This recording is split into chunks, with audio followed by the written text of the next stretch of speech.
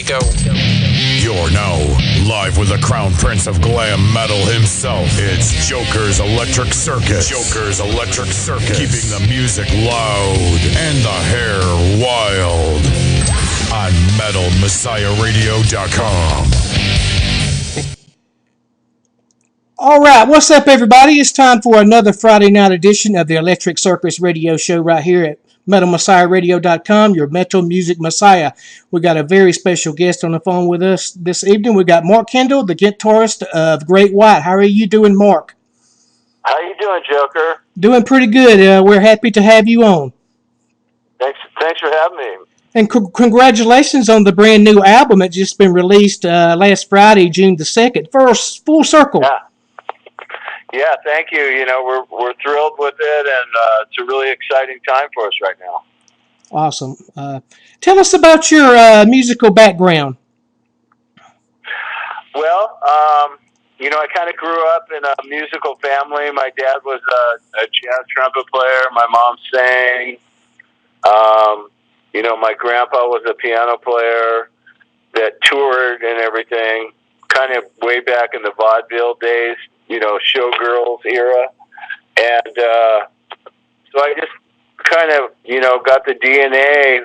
I could hear music really well as a young boy, and got interested in the guitar when I was young, kind of stuck with it, did other things as well, played baseball and all the stuff kids do, but I loved the guitar right from the beginning, and just kind of stuck with it over the years. And when I was about 17, I started getting real serious, like I wanted to do it for life, you know, I really, you know, have the desire and the love and everything you need when you really want to do something, and just carried on from there. Cool.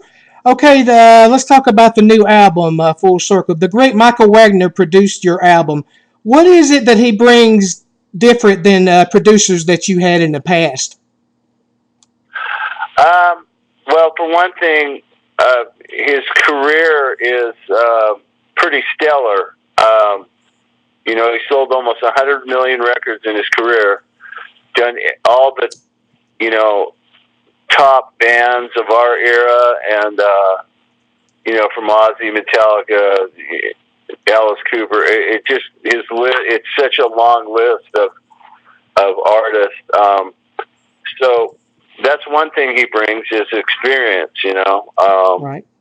You know, he has all that experience, that wealth of experience, and you know, it's so. You know you're going to get a good sounding record, even if your songs are terrible. Right, you guys have a great chemistry and everything, because he did some work with you in the past and on the classic Great White albums. So yeah. Yes, and like we were talking a little bit about off the air, how you go back to the first album, the self-titled Black Great White album.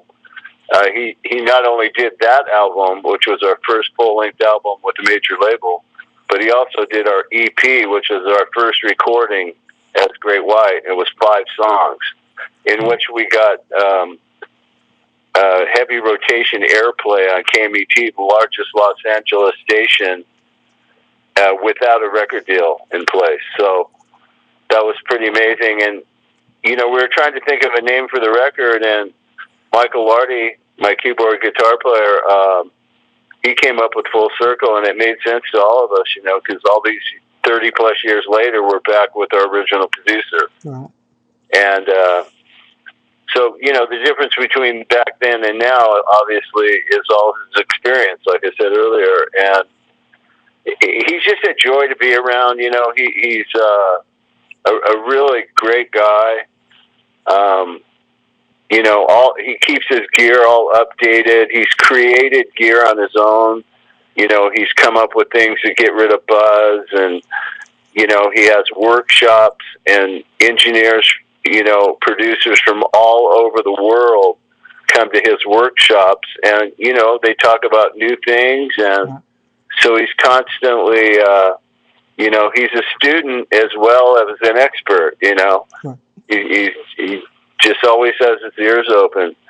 And also, you know, like I said, he's a great guy, too. He makes you feel totally at ease when you're recording. You know, and I'm sure that's from all his experience. You know, just he knows how to treat someone who's actually laying down tracks to make them feel comfortable. And obviously, I don't know if you've heard the record, but sonically, it's just amazing. Right. Well, I've been playing the record a lot here, and we really love the songs on there and everything. It's just, to me, it's got the classic kind of Great White sound to it. Sure. Well, Yeah, I mean, one of those reasons for that is we've never changed the way we write songs. You know, I know there's a lot of modern technology these days, but we're still old school in the sense we get together in a room like we always did and say, hey, what do you got? What do you got?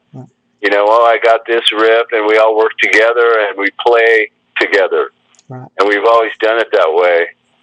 So, you know, that's why when we play together, it makes a certain sound. It makes the sound we're known for. Right. So in that regard, we don't really, we don't use email, to show somebody something or any. We just get together and we play, Right. and that's what always works the best. So we're not going to change or conform to any other thing. So Very cool. yeah, you hear it. Yeah. What is the differences between Terry, your singer now, than the previous singer, Jack Russell? What is the difference between their styles? Well, one thing is they're both great singers in their own right, and Jack leaned a little bit more toward like the Zeppelin, that kind of a singer. Terry's more of a, the classic old English Marriott and, Glenn Hughes, Ian Gillan. He has more of a throaty thing, but he has a lot of range. He has a range like Jack. He can go really high and all that. But just more of a, Paul Rogers, like I said, Steve Marriott, and guys that had a little bit more throat grit. He's a songwriter. He brings ideas to us that he has, and we work together. It's totally a group effort. But they're both good singers. It just, we didn't want an exact clone, like somebody that was just going to sing exactly like Jack Russell. Right, like some bands. So not that there's anything wrong with Jack. I mean, he has a wonderful, killer voice. Yeah. But we're just kind of moving on, just trying to find a singer that fits, our music, and that's who we chose. Absolutely. And we're thrilled with him. Yeah, and he just performed so well on the album. We're really proud of his performance. Yeah, we really like his work in XY too. I was a Terry Lou fan, even when he was doing the XYZ stuff too, and I think he's a great fit with Great White on this second album he is on. So yeah. Sure. How have you changed as a musician in the last few years, Mark? Change as a musician. I would say maybe in the last 10 years, I'm able to refine my energy a little better. But as a player, I'm really no different than I was when I was like 30 years old or 20. Yeah. I still do everything the same because it seems to work. So I don't really. But one thing I do try to do, and is a challenge and a goal for me, is always to improve the songwriting. Even if I don't get there, sometimes that's what I try to achieve all the time, and that's why the band's still together, because we love to create new music. Right. So we're always working, trying to come up with that song. You know what I mean? And I think we got a pretty good album. The feedback's been phenomenal. The fans seem to love it. They love our new video. We're getting, rave reviews from, and it's not like they're from people we know. We're just like reading this stuff. But I don't go out searching for reviews, about, maybe somebody telling us how great we are or how terrible we are or whatever. But, they're like in our news feeds and stuff. So we check them out, and the feedback's just been wonderful. Great White sold many records in the 80s. Is it more difficult today to sell records? Well, yeah, it is. Because we don't have the mediums that we had back then. We had radio that played current music. We had MTV, so we were able to, to be seen and heard more. So now you have to hire a lot of promotional staff that know how to work the internet, and it's just more difficult to get our music to our fans, But we do the best we can. They do have satellite radio and these wonderful podcast shows as you have yourself, and so we're grateful for that. But yeah, as far as big record sales, I mean, it's very difficult because you put out an album and it's on the internet like immediately available, free for everyone. So absolutely. So as far as like total. I mean, we're no longer selling like 3 million copies and all that. But our goal is really just to get the music to the people, even if it's free, just so they can hear it and enjoy some new music.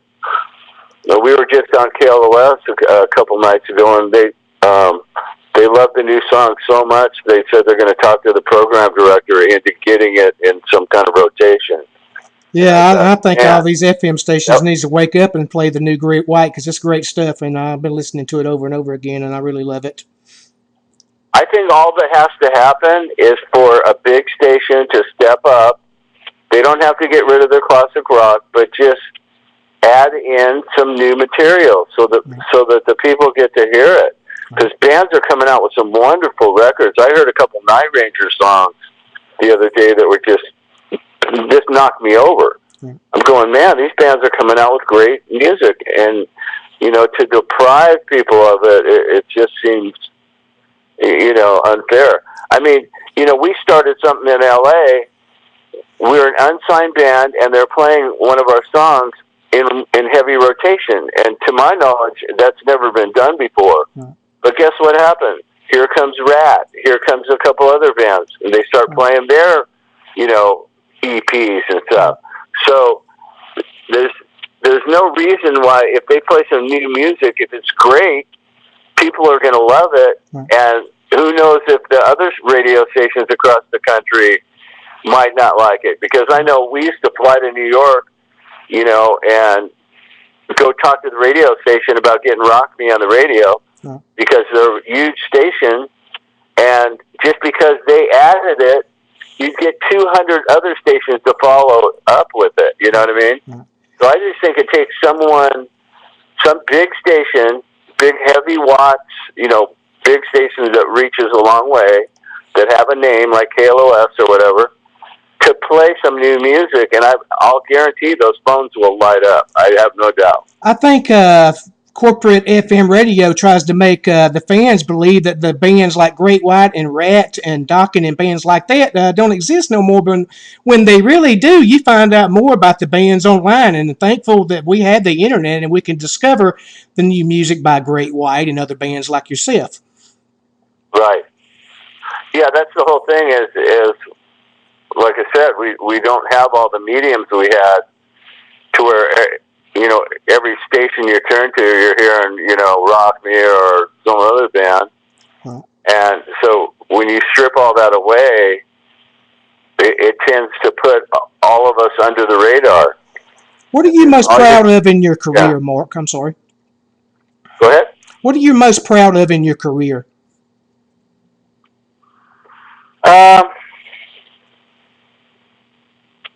I'd have to say if it was one single thing, one of the moments that stands out when you first said that was, well, the first thing I thought of was that I was able to make a career out of my guitar, and make my parents proud and all that. But one of the moments that stood out for me was because when we were teenagers, we used to go to the Forum. That's where all the big concerts were. And it was just a dream, like a teenager's dream to be in that position. So when we played the Forum, and I mean, I invited like friends that I was in like 7th grade with, the whole front 10 rows were just friends, friends and parents and brothers and sisters. And so that was kind of a proud moment because we got our platinum records, handed to us on the stage and everything. So, I mean, it's hard to surpass things like that. But when you have a dream as a young, as a kid, and then it develops into reality, it almost seems surreal, And, of course, we're proud of that, but it's really a lot of different things that happen during your career that, are kind of stand out. But, I'm just happy we're still making music and it's good. We're all, like I said, we're thrilled with this new album and you don't really figure to hear bands from our era come out with strong efforts, but they do. Right. Like I said, I was just listening to a podcast somewhere, and I'm hearing this new Night Ranger, and I'm going, man, that's a lot of energy, and I really great melodies and great songs. So, Right, I heard it. It's on Frontiers Records, and Frontier Records is a good, record label for the bands like yourself and everything too. Yeah, they, they signed the '80s bands, and they, carry the torch for everybody. Former Warrant vocalist Jani Lane, he passed away a few years ago, sang with the band for a while. What was it like working with him? It was actually great. He was very prepared. He came in. Our manager at the time was managing him and his solo career. So we just needed somebody to fill in. What's the biggest piece of advice? I'm sorry. Go ahead. Go ahead. What's the biggest piece of advice you can give for upcoming rock bands?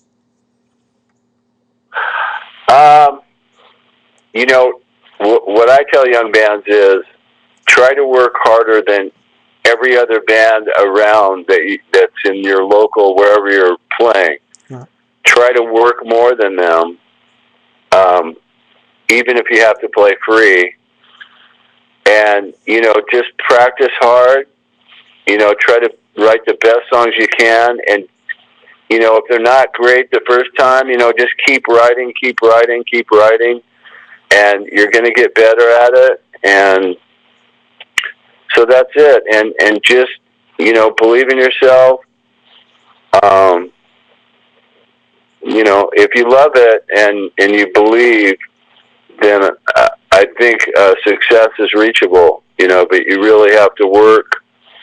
Now they have the internet. In our day, we had to, it took putting one foot in front of the other. We'd have staple guns and, have posters and, we'd hit Hollywood. We'd go to concerts and put our flyers in the windshield wipers, like thousands of cars. And we busted ass in that way. We'd be at high schools at 4 a.m.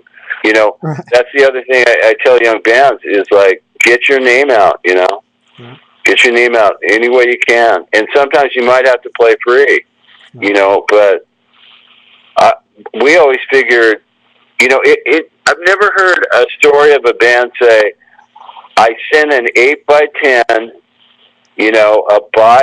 a biography, and a demo tape to the major label, and they called and said, we want to sign you. Mm-hmm. That I've never heard one story, and that's supposedly what you're supposed to do. And there's nothing wrong with it, but I've just never heard of somebody listening to a tape and signing a band. Not that it hasn't happened. Every story I've heard is from, the band just grinded it out in clubs and Right. played their hearts out. And that's what we tried to do. I saw Van Halen when I was, I think, 16 or so, and in a backyard, and they were playing 7 nights a week. They never weren't playing, and that inspired me. I just go, we got to do that, How can the fans gain access and buy your the new CD, Full Circle? Well, it's available if you want to download it on all the download stores, the iTunes, Google, Spotify, Amazon, all that. I think there's 35 stores you can get it from if you want to download it. The hard copy, just go to officialgreatwhite.com, and it's available there. And also, we hired a film company called Rockslide Entertainment that they documented the entire recording process. The whole time we were in Nashville in Michael Wagner's studio, we had cameras rolling. Oh, cool. And they did a great job on it, and they captured us, writing the songs, recording them. They have interviews with everybody, Michael Wagner, and the whole band, and you just see us sitting around writing lyrics, Right. and jamming at the house we rented, which was on a lake in the middle of a forest. It was Cool. like no distractions whatsoever, just beautiful. Nashville is so beautiful, and so it's a way for the fans to kind of see behind the scenes and watch us, what it's like in the studio, and see how we make records. And I just thought it would be fun, to have that in the package. So you get a CD and a DVD of us making the record you're going to listen to. Mark, what does your music mean to you? What does my music mean to me? Well, it's everything to me.